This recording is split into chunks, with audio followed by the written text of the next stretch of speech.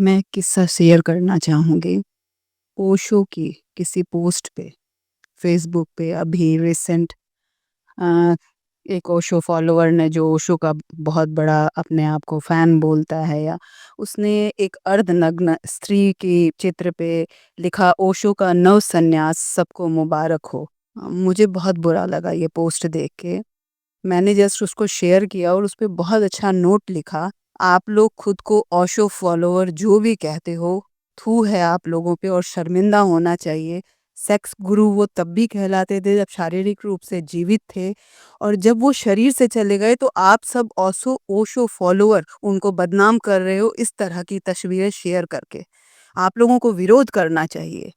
और मुझे आश्चर्यचकित हुआ उस पिक पे 100 से ज़्यादा लाइक्स 1 घंटे में आ गए, 400 से ज़्यादा लाइक्स एंड 100 से ज़्यादा कमेंट। और उसमें जो महिला ओशो फॉलोवर थी, उनका सबसे ज़्यादा विरोध मेरे प्रति था। उनका ये कहना था, "तुमको वो नज़र आया जो तुम्हारे अंदर खुद है। तुमको गंदगी ही क्यों नज़र आई? तुमने वो शब्द क्यों देखा?" तो मैंने जवाब में मैं जितना देती गई उतना लंबा ये पोस्ट होता गया। मैं बहुत व्यथित हुई इस चीज़ से और मैं बहुत रोई उस दिन। जी, अपने गुरु का ये सम्मान। मैं एक ओशो आश्रम में भी गई थी जहाँ जब हम रात को सोए, ओशो की फ़ोटो लगी थी सामने, तो हमारा पैर उस तरफ था, तो मैंने उस फ़ोटो को उठा के साइड में रख दिया। तो हम मेरे साथ जो मित्र थे, जो भी 1-2, उन्होंने कहा, "क्या उस दीवार पे ओशो नहीं है? इस दीवार पे नहीं है, तुमको वहीं नज़र आया?" हम लोगों सा दिख रहा है मुझे वहाँ पे, वहाँ अदृश्य रूप से है तो हर जगह। तो ये सारी बातें और इस तरह का गुरु प्रेम मुझे समझ में नहीं आता। गुरु तो साक्षात रूप से रूह में हमारे होता है। हम इस तरह से कैसे अपमान कर सकते हैं? और उस पोस्ट में सबसे ज़्यादा महिलाएँ मेरे विपक्ष में थी। उनका विरोध था, "तुम आँख बंद करो, आगे निकल जाओ।" तो ये क्या अंधापन नहीं है समाज में इस तरह की गंदी चीज़ों को देख के हम विरोध ना करें? जो लोग नग्नता की पैरोकारी कर रहे हैं उनसे पूछिए कि ठीक है, बिल्कुल ठीक, तुम्हारी बात सही है कि शरीर ही तो है, क्या हो गया? शरीर में कौन-सा ज़हर है?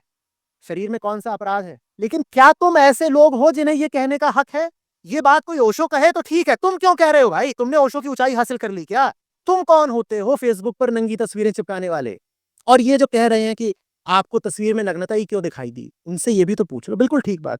मुझे तस्वीर में नग्नता ही क्यों दिखाई दी? तो मुझे ये बताओ, ओशो ने दुनिया भर के विषयों पर बोला।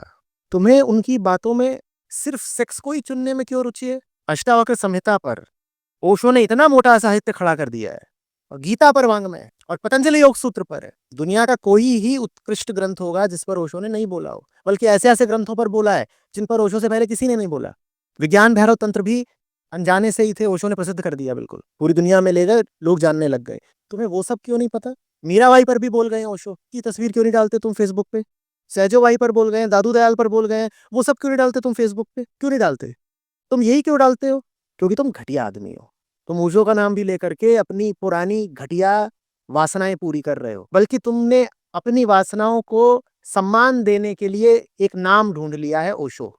भाई, कोई व्यक्ति जब जीवन के हर पहलू पर बोलता है तो वो सेक्स पर भी बोलेगा ना, क्योंकि उससे जीवन की समग्रता को संबोधित करना है, ठीक? जब वो जन्म पर बोल रहा है, मृत्यु पर बोल रहा है, विक्षेप पर बोल रहा है, समाधि पर बोल रहा है, तो वो सेक्स पर भी बोलेगा, क्योंकि उसने जीवन के हर मुद्दे को छुआ है, तो उसने सेक्स को भी छू दिया। तुम मुझे ये बताओ कि उनकी सारी किताबों को हटा करके तुम्हें उनके सेक्स संबंधी वीडियो ही क्यों दिखाई देते हैं? और जो उनके कुछ सेक्स संबंधी लेख हैं या वक्तव्य हैं, वही क्यों याद है? बाकी सबकी बात कौन करेगा? मुझे बताना। सहजोबाई पर जो कुछ बोला है ओशो ने, वो तुमने कितना पढ़ा? बोलो। या लाओ त्ज़ू पर जो बोला है, या च्वांगज़ू पर जो बोला है, या सूफियों पर जो बोला है, बताओ, उसकी तुम चर्चा क्यों नहीं करते कभी? क्योंकि नीच आदमी हो। और ओशो के नाम पे जो कुछ चल रहा है अभी, वो 99% नीचता ही है।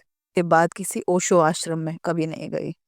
क्योंकि मुझे उनकी उनका फॉलोवर नहीं बनना है, मुझे उन्होंने जो कहा है उस पे चलना है और मैं उनसे बहुत प्रेम करती हूँ। हर महापुरुष का दुर्भाग्य यही होता है। वो चला जाता है, उसके पीछे उसकी बातें कैसे-कैसे लोगों के हाथों में पड़ जाती हैं।